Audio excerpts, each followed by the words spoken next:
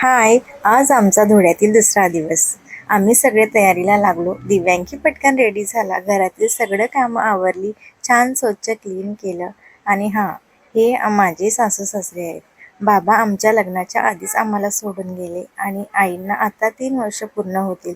पण त्यांचं प्रेम, त्यांचे संस्कार आणि त्यांच्या आठवणी आजही आमच्या मनात कायम जिवंत आहे. आता आम्ही बाहेर जायला निघालो. आहोंनी बाईक बाहेर काढली, पण दिव्यांकला काय बाहेर यायचं नव्हतं.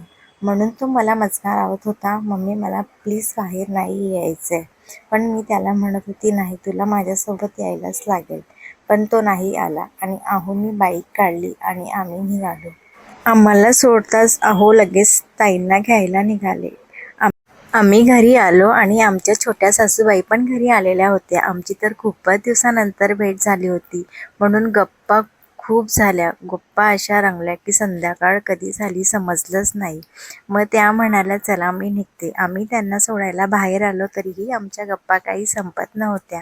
आहोंनी बाईक काढली आणि ते त्यांना बसस्टँडला सोडायला निघाले. आम्ही त्यांना बाय बाय केलं आणि आम्ही निघालो किचनमध्ये संध्याकाळच्या स्वयंपाकाच्या तयारीला.